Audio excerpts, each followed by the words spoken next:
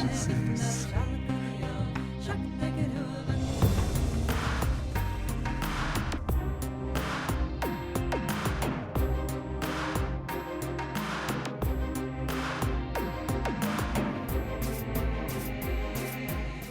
Seguimos aquí en La Dichosa Palabra. Saludamos al público que nos ve en otras ciudades a través de la señal internacional del Canal 22, que por cierto cumple 10 años, también a través de Internet. Comuníquense con nosotros. Les recordamos que tenemos por ahí una pregunta en las redes sociales. ¿De qué libro te gustaría que se hiciera una película? Bueno, vamos a seguir con sus dichosas preguntas. Omar Mireles pregunta una pregunta bien preguntada que dice: diferencia entre emoción y sentimiento. Esta es sutil, ¿eh? Vaya que sí. Bueno, si uno busca las definiciones en un diccionario, no hay mucha diferencia, y en el uso diario yo creo que no hacemos mucha diferencia entre nuestras emociones y nuestros sentimientos. Las definiciones aluden a una alteración de nuestros estados de ánimo. Pero en los últimos años, en la neurología, han intentado hacer una definición técnica de entre lo que es una emoción y lo que es un sentimiento. Y entonces ellos, sobre todo, uno de los grandes investigadores es un autor que recomiendo mucho, Antonio Damasio. Tiene un libro que se llama El error de Descartes y algunos otros libros muy interesantes. Y él dice que hay como un proceso muy importante sobre cómo se forman nuestras emociones, nuestros sentimientos y cómo se relacionan con nuestra conciencia en los animales, y que es también, otra vez, como la propia lengua, un producto de la evolución.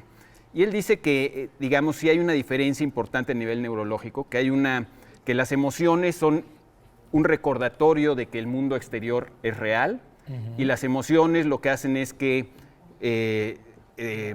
nos alteran rápidamente de manera muy intensa y nos advierten de algo que está fuera de nosotros, en el mundo real. Y desatan una serie de reacciones fisiológicas inconscientes e involuntarias. Por ejemplo, si algo nos da miedo, pues nos aumenta el ritmo cardíaco, la piel se nos pone pálida, la sangre se nos va a las piernas, descargamos adrenalina, un montón de reacciones que no controlamos. Y eso son las emociones. Y los sentimientos, por el contrario, son las cosas que, a partir de las emociones, las imágenes mentales que nos vamos formando.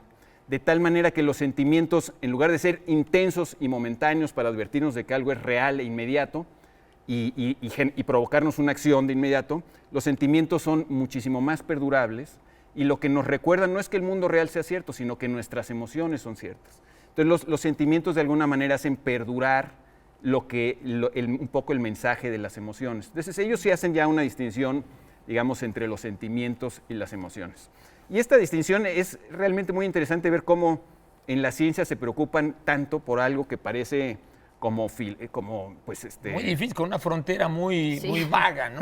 Pero parece incluso un problema filosófico. Claro. De hecho, es un problema filosófico. Y William James y... Yo te diría, incluso antes. Sí, no. Antes, ¿no? El propio Damasio tiene un libro sobre Spinoza. Era lo que iba a Porque decir. Spinoza también hizo una distinción de importante de estas es cosas. más, Spinoza, exactamente, yo lo que me acuerdo ahorita, por eso ahorita que estabas diciendo no conozco a este autor Damasio, pero Spinoza claramente compara y dice así, en síntesis, lo que más o menos tú estás diciendo, de que los dos son afectos, ¿no? O sea, Spinoza le llama afectos, ¿no? A las emociones y a los sentimientos le llama afectos.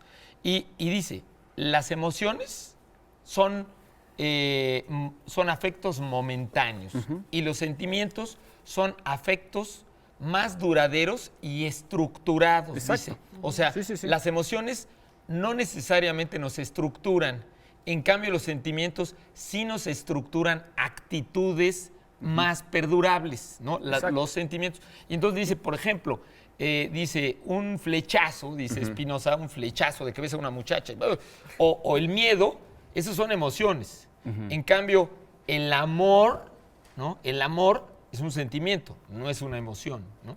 Yo ahí estaría ligeramente... Ahí decía, bueno, es el ejemplo que da Spinoza, es muy interesante lo que dices, porque de hecho Antonio Damasio, él dice, Descartes se equivocó al plantear un dualismo como si fuera un fantasma dentro de una máquina, como si hubiera algo inmaterial dentro de nosotros mismos, digamos. Ese dualismo que es el dualismo de toda la filosofía occidental, ¿no? Desde Platón, un alma y un cuerpo separados y juntos a la vez, etcétera, ¿no? Y Descartes también defiende eso. Entonces, él tiene un libro sobre cómo nuestra conciencia es un proceso de evolución biológico, donde refuta Descartes, pero todo el tiempo está haciendo alusiones a que Spinoza tenía razón al plantear esa diferencia que tú estás señalando entre sentimientos y emociones.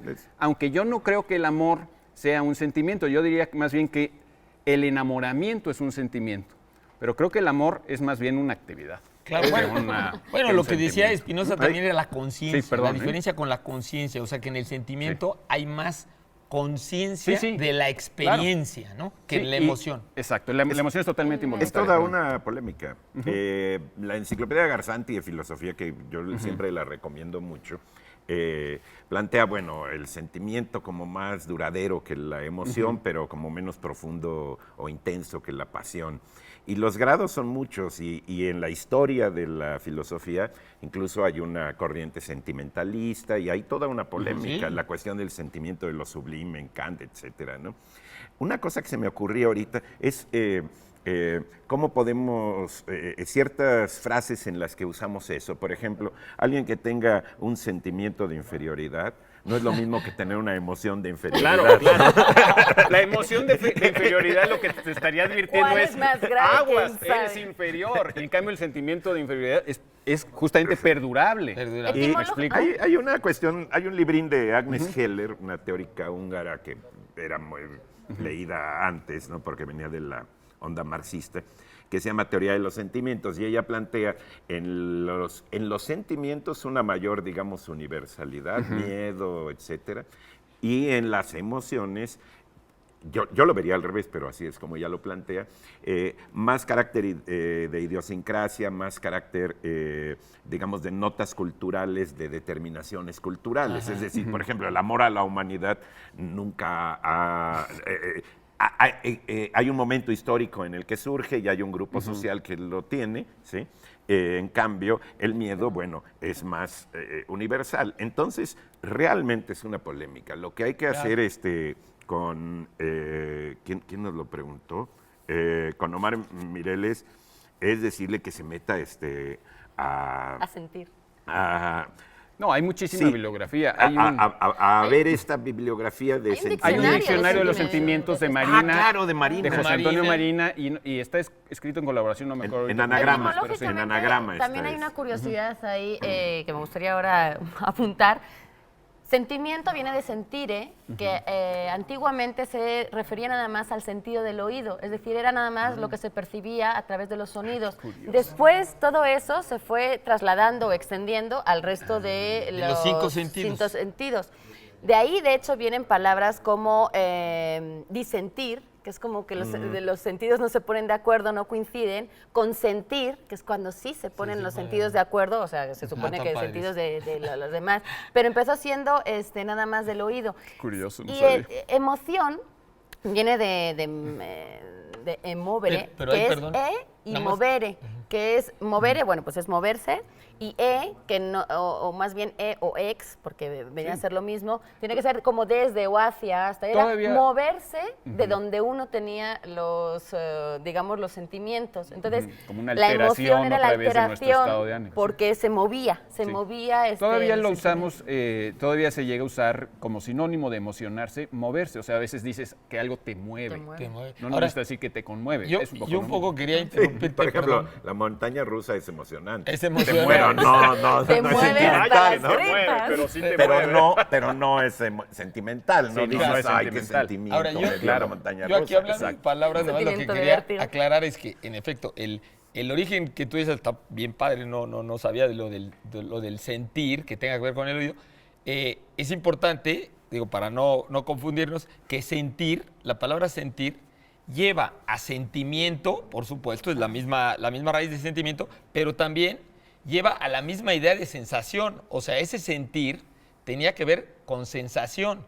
Y la sensación es diferente de los sentimientos de la pregunta, porque la sensación tiene que ver con el cuerpo. Sí, sí, sí. Eso viene incluso antes que ver con el espíritu y con el corazón. No, la sensación tiene que ver con la percepción. Con la percepción. Y eso viene, de hecho, muchas veces antes hasta de la emoción. Exacto. Entonces, la sensación, la sensación que es el sentir de los 5 sentidos, eso a lo mejor no tiene todavía que ver. Va a despertar la emoción, pero la emoción ya es después. Cuando te moviste. Primero tienes que percibir toda la realidad a través de tus 5 sentidos y luego ya ver qué. Pero ahora lo interesante es que han logrado hacer, digamos, a través de escáneres del cerebro, han logrado tener las imágenes de cómo se forman nuestras emociones y nuestros sentimientos en el sentido perdurable. Y es una especie de loop. Porque después nuestros sentimientos perdurables después ya no necesitan, no necesitan ni de emociones ni de sensaciones para estarse retroalimentando. Entre ellos. A mí me da mucha emoción interrumpirlos. Estamos muy sentidos. O sentimientos. Espero que no les dé sentimiento a Me voy a ustedes. sentir. Nos vamos a sentir. No se Que vayan no a se sentir. sientan. ¿No? Sí. Pero tengo que decir la definición de la dichosa palabra: acertijo en el que se propone adivinar una palabra aludiendo a su significado y empleando para esto sus sílabas e indicando el orden numérico de estas. Suele ponerse en verso. Vamos a regalar por ahí, Germán. De Editorial Diana, una cortesía de Planeta, La Guerra de Dios, el conflicto cristero de Armando Fuentes Aguirre Catón, este famoso caricaturista de nuestros diarios. Y de la editorial Castillo, El niño más maravilloso del mundo, de Zerulla Shalev, esta israelita que de hecho estuvo el año pasado en la FIL de Guadalajara, cuando Israel era el invitado, el país invitado.